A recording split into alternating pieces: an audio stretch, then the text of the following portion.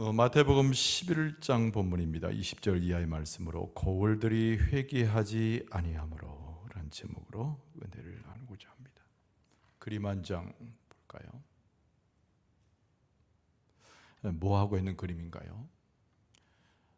기도하고 있지요. 모여서 주의 말씀을 선포하는 자도 보이고요. 그 앞에 말씀에 조아린 자도 보입니다. 가슴을 치는 듯한 사람도 보이고 손을 모으죠. 회개라고 하는 제목이 있을 때 나오는 그림입니다. 홀로 하나님 앞에 회개하는 기도도 중요하지만 공동체로 함께 모였을 때 주의 은혜를 사모하면서 돌아보는 회개가 참 필요하다라고 하는 그런 교훈을 줄 수 있는 중요한 그림이죠. 계속 우리가 말씀을 마태복음 본문을 보고 있습니다. 지난번 산상수훈 이후에 예수 그리스도의 치유와 기적, 그리고 제자들을 모으셔서 복음을 위하여 그들을 파송하시죠. 세상은 만만한 곳이 아닙니다. 사탄과 마귀가 공중 권세 잡은 자로 세상을 쥐고 있기 때문이죠. 하나님의 선하심과 사탄의 악함, 하나님의 위대하심과 이것을 방해하려고 하는 마귀의 행위들이 족족이 일어나는 장소가 세상입니다. 그리스도의 복음이라고 하는 것이 능력이 있어서 선포돼서 선교로 나가지만 이 세상과 부딪힐 때는 갈등이 일어나죠. 예수 그리스도께서 제자들을 파송하시면서 이 갈등을 이상히 여기지 말라고 말씀합니다. 그리고 오늘 본문의 말씀은 예수 그리스도의 분부함을 받고 나가는 제자들조차도 잘 기억해야 할 예수님의 경계의 말씀입니다. 우리가 선교라고 하는 것은 당연히 그리스도의 복음을 증거하는 것이지요. 근데 선교의 본래의 의미는 그리스도의 복음을 세상에 있는 자들과 함께 나누는 행위입니다. 그래서 여러 사람들을 만나요. 예수 그리스도의 복음을 증거할 때 순순하게 잘 맞이하는 사람도 있지만, 그러나 그리스도의 복음을 거부하고 그 가운데 반기를 들어서 악한 모습을 보이는 이들도 있습니다. 여기서 생겨나는 것이 갈등이죠. 우리가 그리스도의 복음을 증거해보고 우리의 삶을 그렇게 살지만은 우리가 가장 기쁠 때가 언젠가요? 내 못난 입술이지만은 생각도 짧지만은 그리스도의 복음을 증거할 때 사람들이 그 복음을 잘 받아들이는 모습을 보면 우리의 마음이 아주 기뻐요. 그러나 반대의 경우도 있지요. 갈등을 일으키고 그리고 다툼을 가져오고 심지어는 우리를 핍박하기도 합니다. 우리의 심정과 우리의 삶 자체가 크게 뭔가에 얻어맞는 듯한 고통을 경험하게 되는 것이죠. 그러나 그때마다 우리는 기억할 수 있어야 됩니다. 우리를 거부하고 복음을 받아들이지 않는 사람은 우리의 삶과 나라고 하는 인물을 받아들이지 않는 것이 아니에요. 예수 그리스도의 진리의 복음을 전할 때 그 복음에 대한 꺼리낌과 그 선한 것에 대한 거부를 갖는 사람이 예수님을 거절한 것이기 때문에 우리는 거기서 잘 판단할 수 있어야 합니다. 근데 오늘 본문의 말씀은 복음을 증거하다가 회개하지 않는 사람들을 만나게 될 텐데 이것을 예상히 여기지 말라는 거예요. 그리고 회개하지 않는 자들의 종국의 형편을 예수님께서 미리 일러주십니다. 그리고 아까 드린 말씀처럼 복음을 들고 가지만 제자들조차도 예수 그리스도의 말씀을 기억해야 되는 중복적 메시지가 오늘 본문의 말씀에 있습니다. 예수님께서 복음을 선포하셨죠. 회개하라. 천국이 가까웠느니라. 예수님보다 6개월 먼저 요단강에서 세례를 베풀었던 세례 요한도 같은 복음을 전했습니다. 회개하라. 천국이 가까웠느니라. 오늘 이 시대의 우리의 복음의 메시지는 무엇인가요? 공통적인 것은 회개를 촉구하는 겁니다. 그러나 예수 그리스도의 복음을 알고 십자가의 부활을 아는 우리들은 회개하라. 그리스도의 복음을 받으라. 이렇게 전하는 것이죠. 세례 요한의 복음 증거, 예수께서 직접 말씀하셨던 것과 유사하지만 그리스도의 복음이라고 하는 것을 전한다는 측면에서 우리는 시대 가운데서 그 복음의 내용을 새롭게 합니다. 두 낱말이 교차되잖아요. 회개하라는 거예요. 그리고 또 하나는 그리스도의 복음이라는 겁니다. 그리스도의 복음을 믿으라는 거예요. 그러니까 회개와 믿음은 동시에 가는 겁니다. 오늘 말씀을 보면서 우리가 이것을 좀 기억할 필요가 있어요. 회개하는 자에게 주신 하나님의 선물은 믿음입니다. 근데 믿음이 전제 또 되어야 회개도 가능해요. 그래서 하나님의 크신 은총 가운데서 한 동전의 앞뒤처럼 회개와 믿음은 같이 가는 겁니다. 회개하라. 그리스도의 복음을 믿어라. 이것이 복음의 선포인데, 우리들이 전하는 복음의 선포 중에 핍박과 갈등이 일어나고 회개치 않는 자들을 볼 때 이상히 여기지 말라는 것이죠. 그들의 최후까지 기억할 것을 예수님께서 말씀하십니다. 그러면서 여러 고울들을 비유로 말씀하셨어요. 예수님의 무척이나 안타까운 예수님의 마음이 그대로 배어나죠. 책망하시는 것 같지만, 한탄하시는 것 같지만, 우리를 구원하셨던 예수님의 민망하심과 사랑, 우리를 긍휼히 여기셨던 예수님의 마음이 교차되어 있는 장면을 오늘 본문의 말씀 속에서 우리는 보게 됩니다. 여러분, 20절은 그렇게 시작하죠. 예수께서 권능을 가장 많이 행하신 고울들이 오히려 회개하지 아니하므로 그때 예수님께서 책망하셨다라고 되어 있어요. 근데 그 고울을 뭐라고 설명했어요? 예수님께서 권능을 가장 많이 행하신 고울들이라고 그랬어요. 예수님의 은혜가 있었습니다. 예수님의 기적의 역사를 보여주셔서 복음이 많이 선포된 곳이에요. 그런데 그들이 오히려 회개하지 않으므로, 오늘 본문의 말씀의 핵심적 내용이고 예수 그리스도의 책망의 사유입니다. 아까도 말씀드렸지만 복음을 들고 가는 제자들도 예수님의 말씀을 잘 기억해야 돼요. 회개하지 않는 자의 범주에 복음을 들고 간다고 하면서도 우리가 속해 있을 수 있기 때문에 그런 거죠. 이게 굉장히 다중적입니다. 복음을 받는 사람, 전하는 사람, 같이 이 말씀을 기억할 필요가 있는 것이지요. 예수님의 모습, 이 말씀은 뭘로 생각되는가? 첫 번째는 예수님은 회개하지 않는 자들을 한탄해 하신다는 거예요. 반복되게 말하지만 복음을 믿는 것, 그리고 함께하는 낱말은 꼭 회개라는 낱말이에요. 예수 그리스도의 복음을 받지 않는다, 예수 그리스도의 복음을 믿지 않는다, 여러 가지 설명할 수 있지만 예수님이 한탄하신 것은 복음이 선포되었는데 회개하지 않는 자들을 한탄해 하셨다. 이 첫 번째 주제예요. 오늘 21절 보니까 화 있을진저 고라시나 화 있을진저 벳세다야. 예수님이 한탄하면서 이 고울들을 부르십니다. 고라신이 어디 있는지, 벳세다가 어디 있는지 조금 우리가 낯선 곳 같지만 가버나움은 잘 알아요. 가버나움 주변에 있었던 두 고울입니다. 예수님의 모든 평생의 그 공생의 사역에 있을 때, 여러분, 베다니 예루살렘을 지나서 가버나움에 가장 많이 머무르셨어요. 여기서 나오는 고라신, 벳세다는 가버나움 근처에 있는 고리들이기 때문에 예수님의 복음을 증거했던 본거지입니다. 특히 여기 벳세다는요, 우리가 잘 아는 베드로의 고향이고 안드레, 빌립의 고향이기도 해요. 선지자를 배출하듯이 예수님의 제자들을 배출한 곳입니다. 이게 그 당시의 사람들은 벳세다 그러면 누구나 알 정도의 고을이었어요. 크기도 크고, 예수님께서 가장 핵심적으로 가버나움에 있을 때 많이 들락거렸던 고을 중에 하나가 고라신 벳세다였다는 것이죠. 예수님의 기적이 많이 일어났기 때문에, 복음을 많이 증거했기 때문에 예수님께서 그래도 다른 지역보다는 많이 애정하셨던 고을이 고라신 벳세다였던 거죠.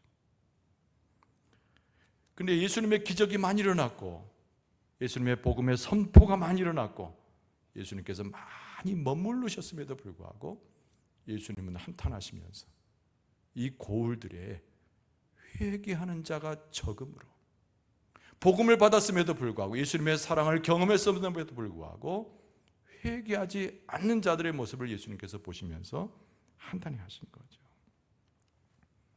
그리고 오히려 그들의 마지막에 궁극적 가는 길을 불행으로 예수님께서 예견하신 거예요.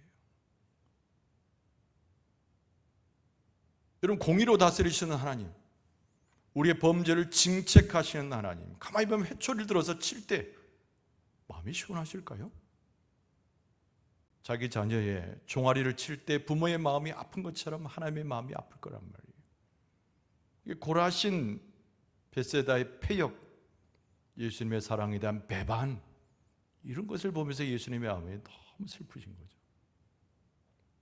멸망, 마지막에 최후의 심판, 이걸 예수님께서 말씀하시면서 그 가운데 있는 예수님의 긍휼과 예수님의 마음의 고통이 함께 어우러져 있는 말씀이 오늘 본문의 말씀입니다.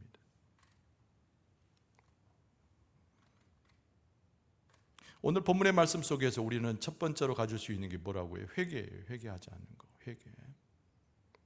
여러분, 예수님의 말씀 속에는 회개하던 이들 가운데 진정한 슬픔을 요청하시는 예수님을 만나게 됩니다. 오늘 21절 보세요. 너희에게 행한 모든 권능을 두로와 시돈에서 행하였더라면 그들이 벌써 베옷을 입고 제에 앉아 회개하였으리라. 갑자기 두로 시돈이 나오죠. 두로 시돈이라고 하는 것은 구약 성경에 나오는 악한 고울의 대표적인 대명사입니다. 두로와 시돈은 이방 사람들이에요. 하나님을 유일하신 여호와 하나님을 섬기지 않습니다. 율법을 행하지 않고 패역의 길로 갔던 대표적인 사람들이에요. 그리고 예수님께서 그들을 거명하는 거예요. 두로와 시돈이 고라신, 벳세다, 너희보다 더 나을 것이라는 얘기죠. 과거에 그 악한 고울로 떠들었던 자들에게 내가 애정을 붓고 그들에게 사랑을 주고 복음을 주었더라면 그들은 회개하고 돌아왔을 텐데 지금 너희들의 모습은 전혀 그렇지 않다는 것이죠. 슬픔 속에서 회개하지 못하는 고라신과 벳세다를 예수님께서 한탄하신 거예요. 그들이 벌써 베옷을 입고 제에 앉아 회개했을 것이다. 이런 베옷이라고 하는 것은 이스라엘 백성들이 하나님 앞에 회개하여 기도할 때 전형적인 모습입니다. 겸손을 드러내기도 하고 당연히 회개의 모습을 드러내는데 쟤는 죽음을 상징하는 것이에요. 죽음에 처할 수밖에 없는 자기의 환경을 굉장히 탓하고 고통해하면서 하나님 앞에 갈급하여 기도하는 자의 모습을 예수님께서 베옷을 입은 자, 제2의 기도하는 자로 비유하신 것이죠. 예수님의 정성이 쏟은 고울 아닙니까? 가버나움과 더불어서 고라신과 벳세다는 그럼에도 불구하고 그들의 모습 속에서 전혀 베옷을 입고 제2에 앉아서 회개하는 자의 슬픔이 전혀 없다는 것이죠. 제자들을 파송하시면서 하신 말씀이에요. 제자들도 포함됐다고 그랬단 말이에요. 오늘을 사는 우리들도 마찬가지입니다. 예수님의 말씀을 우리가 또 생각해 볼 때 나의 죄에 대해서 진정한 슬픔을 고백할 수 있어야 됩니다. 이것이 회개예요. 한번 따라서 합시다. 회개는 나의 슬픔을 고백할 수 있어야 합니다. 시편 38편을 보면 우리가 거기서 다윗을 만납니다. 다윗의 기도가 나오거든요. 거기 17절에 이렇게 되어 있어요. 내가 넘어지게 되었고 나의 근심이 항상 내 앞에 있사오니. 다윗의 훌륭한 점이 뭐냐면은 자기를 객관적으로 잘 봐요. 자기의 교만에 넘어지거나 자기가 우쭐해가지고 자기의 삶의 눈을 가리우지 않아. 이게 다윗의 영성의 매우 중요한 특징입니다. 다윗이 자기를 보니까 내가 넘어지게 되었고 나의 근심이 항상 내 앞에 있는 거죠. 기계적으로 하나님 앞에 나가는 예배자, 이것이 다윗의 모습이 아니었다는 거예요. 다윗은 하나님 앞에 가서 자기 자신을 드러내놓고 슬퍼합니다. 시편 38편 18절에 보면은 내 죄악을 아뢰고 내 죄를 슬퍼함이니이다. 우리가 이런 기도를 한 지가 얼마나 됐을까요? 아니, 찬양의 기쁨도 좋아요. 기도할 때 용기 백백해서 부르짖는 것도 좋고, 말씀을 읽다가 내게 주신 말씀으로 환호하는 것도 중요해요. 근데 언젠가 이런 기도를 드렸던 것이 먼 과거 일처럼 생각될 수 있어요. 다시 읽어드리면 18절에 내 죄악을 아뢰고 내 죄를 슬퍼함이니이다. 이게 다윗의 영성이거든요. 회개라고 하는 것은 나의 죄를 가지고 슬픔으로 고백하는 겁니다.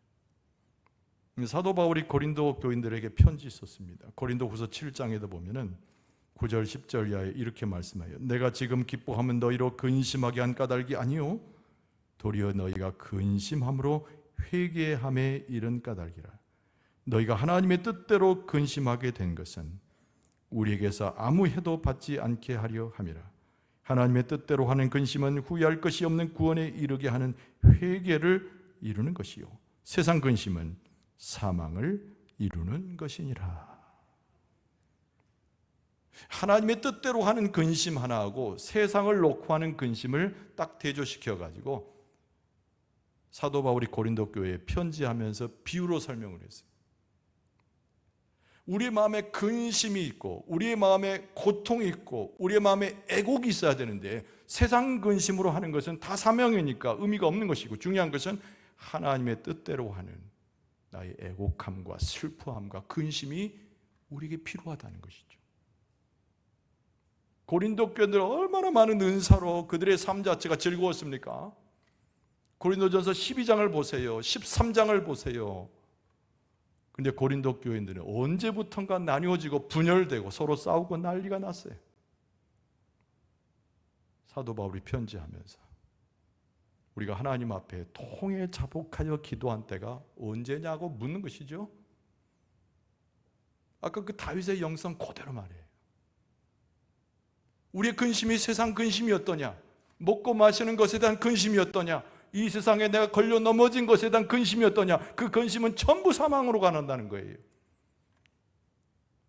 바울은 무슨 얘기를 했냐면 하나님의 뜻대로 하는 근심, 내 심령의 애곡함과 하나님 앞에 슬퍼하면서 엎드려지는 것은 내가 오히려 구원을 가져오고 회개를 이루는 것이니라. 이게 우리에게 필요한 거예요.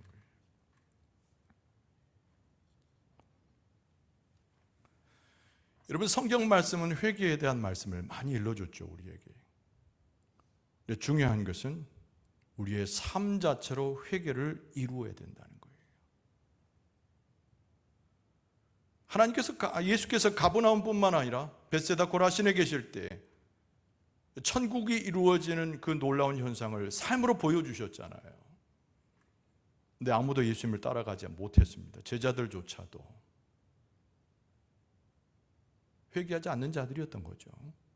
그들의 삶 자체가 합당한 삶에 이르지 못했던 겁니다. 여러분, 세례 요한이 요단강가에서 예수님 오시기 전 6개월 전부터 회개 세례를 선포하지 않았어요? 그때 세례 요한이 많은 사람들 앞에 서서 설교합니다. 마태복음 3장 8절에 보면 그러므로 회개에 합당한 열매를 맺을 것을 말하고 있는 거죠. 그러니까 유대인들은 율법을 즐거워해요. 율법 가운데 행함을 자랑합니다. 세례 요한이 이야기한 건 회개하되 합당한 열매를 맺어야지 율법이나 너희들의 행동을 가지고 하나님을 즐거워하게 할 수는 없다는 것이죠. 여러분, 사도 바울도 예수 그리스도를 만난 이후에 설교했습니다. 사도행전 26장 20절에 보면은 먼저 담메색과 예루살렘에 있는 사람과 유대 온 땅과 이방인에까지 회개하고 하나님께로 돌아와서 회개에 합당한 일을 하라 전했다라고 돼 있어요. 이게 바울이 과거에는 율법의 사람이었잖아요. 그것이 자기에게 하나님께 기쁘게 하는 일이라고 생각했잖아요. 예수 그리스도를 만난 다음부터는 회개하는 자, 그것이 바울의 이름이 되었던 거죠. 그리고 자기의 모든 삶을 통해서 행동으로 그 회개를 이루는 사람이 되었다는 거예요. 하나님께서 우리 교회에 좀 은혜를 주신다면 저부터 시작해서 우리 모든 성도들이 회개에 합당한 열매를 맺을 수 있도록 회개의 은혜를 허락하실 줄로 믿습니다. 자기 죄를 좀 내놓고 슬픔을 가져야 돼. 하나님의 뜻대로 하는 근심으로 주 앞에 서야 돼.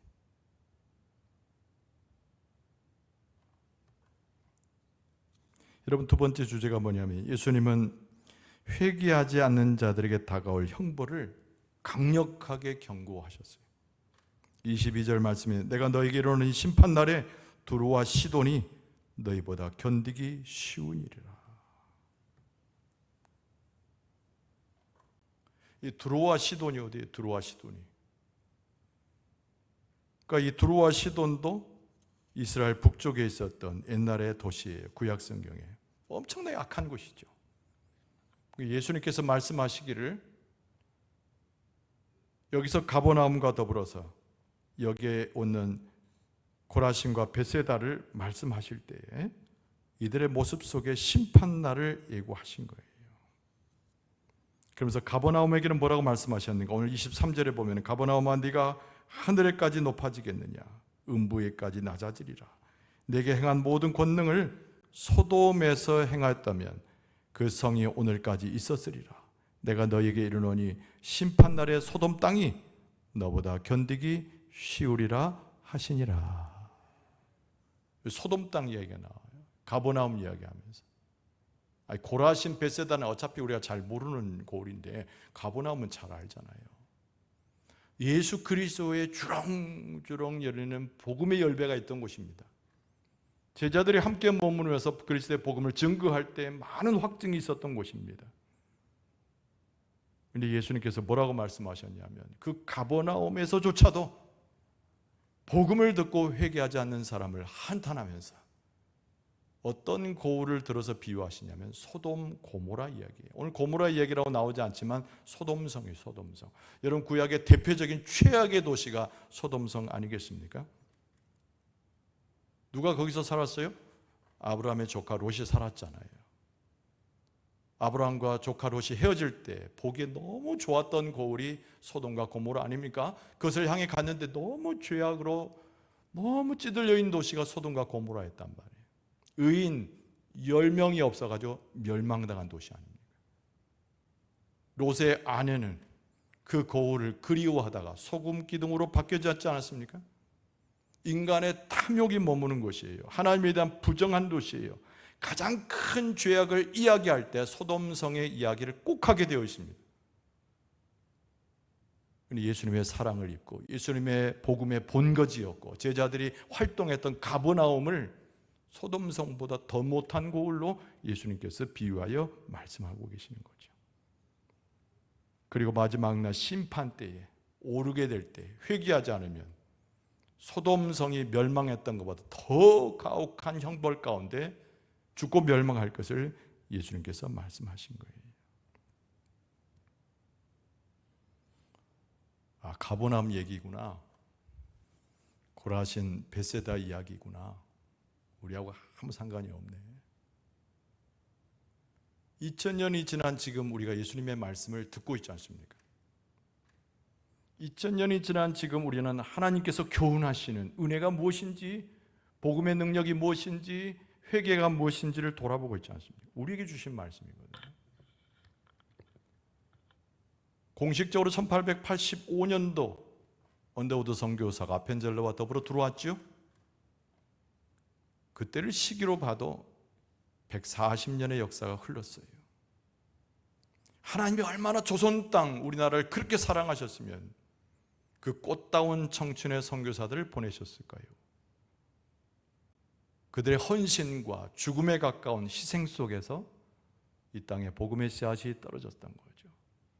교회가 세워졌습니다. 인구 전체 4분의 1이 기독교인이라는 숫자를 통계를 낼 만큼 부흥한 이 나라 백성이 되었어요. 그러나 우리는 모습은 어떻습니까? 아까 고백한 대로 회개하여 눈물 짓고 나의 죄를 하나님 앞에 고백했던 때가 언제인지 잊어버렸잖아요. 아직도 수많은 사람이 대한민국 이 땅에 그토록 복음이 많이 증거되고 예수 그리스도의 십자가를 눈으로 보면서도 복음을 거부하는 사람들이 얼마나 많이 있습니까?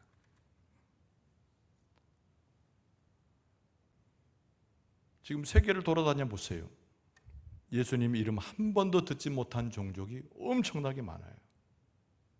예수 그리스도의 복음에 선교가 금지된 나라가 엄청나게 많아요.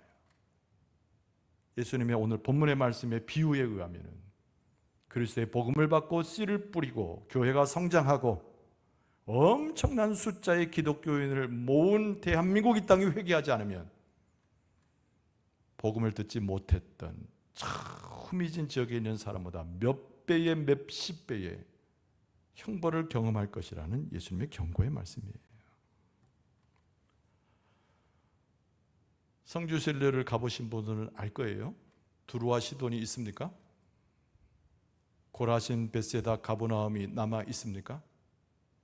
전부 없어졌죠. 다른 지명으로 다른 사람들이 들어와 살아요. 왜 그랬을까요? 오늘 예수님 말씀에 의하면 회개하지 않았기 때문이죠. 우리 대한민국이 영광중앙교회가 내 개인과 내 후손이 영원할 것 같습니까? 모르죠, 우리는. 그러나 예수님의 이 말씀에 의거해서 보면 회개하지 않으면, 진정한 복음을 받아들이는 믿음 속에 주를 바라보지 않으면 우리도 그냥 그렇게 사라지는 존재가 될 가능성이 굉장히 많습니다.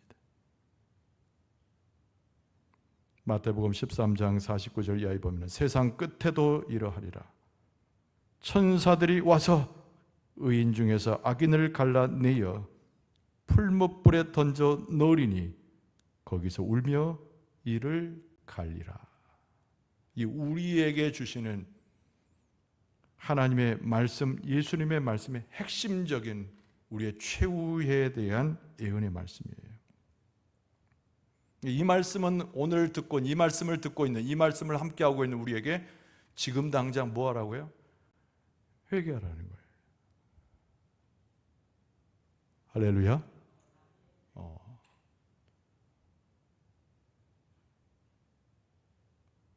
혹간의 어떤 목사님이나 한국교회를 걱정하는 많은 분들이 대한민국의 회개의 기도가 없어졌다고 한탄하는 분들 많이 있더라고요. 저는 목사된 입장에서 그런가? 기도할 때마다 회개하는 거 아니야?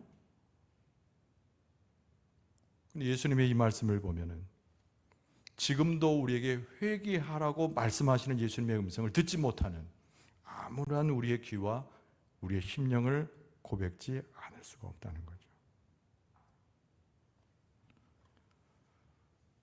따라서 합시다. 지금 예수님께서 우리에게 회개하라고 권면하십니다. 잘 들어야 돼. 뭐 이 사람이 저런 얘기하고 저 목사가 이야기하고 그게 중요한 것이 아니고 오늘 예수님께서 말씀하고 계시잖아요. 예수님께서 권면하고 가르치고 계시잖아요. 우리에게 강조하고 계시잖아요. 회개하지 않으면 예수님의 공생의 기간 동안 내내 머물렀던 가버나움도, 그 옆에 있었던 고라신과 벳세다도 구약 성경에 나왔던 그 험악한 도시보다 더 처절하게 그 모든 도시가 파괴될 것을 예수님께서 직접 말씀하셨잖아요. 여러분, 성경은 우리의 회개의 날을 뭘로 말하냐면 구원의 날로 선포합니다. 여러분, 고린도후서 6장 2절에 보면 이르시되 내가 은혜 베풀 때에 너에게 듣고 구원의 날에 너를 도왔다 하셨으니 보라 지금은 은혜 받을 만한 때요 보라 지금은 구원의 날이로다. 할렐루야. 이 말씀이 우리에게 주신 말씀이에요. 우리가 지금 회개하면, 지금 예수 그리스도의 복음을 제대로 믿으면은 구원의 날이 되고, 그 날은 하나님의 은혜를 품은 자의 삶의 생명의 날이 될 것임을 말씀하고 있습니다. 여러분, 예수님께서 비유로 말씀하셨어요. 지금 다 됐다. 저 곳간에다가 내가 모은 식량을 다 챙겨놓고 잘 살아야지. 어리석은 부자의 비유를 예수님 말씀하셨지요. 헛간을 짓고 곡식으로 가득 채운 다음에 오늘 밤에 네 생명 데려가면 무슨 의미가 있겠느냐? 예수님 말씀이에요. 여러분 누가복음 12장 20절입니다. 하나님은 이르시되 어리석은 자여 오늘 밤에 내 영혼을 도로 찾으리니 그러면 내 준비한 것이 도대체 누구의 것이 되겠느냐? 이렇게 말씀하셨다는 거예요. 부자가 있어요. 부자가 떵떵거리고 앞으로 살 것 같아요. 건강해요. 종도 많고 자녀도 많고 헛간을 지어놓고 거기다가 정말 책에 넣으면서 배를 뚝뚝거리면서 너무 좋다고 이야기한 거예요. 예수님 말씀하시기를 하나님이 그 생명을 딱 데려가시면 그 많던 부요함이 도대체 누구의 것이 되겠느냐는 거죠. 회개 언제 하려는 거예요? 회개 언제 하려고 하는 거예요?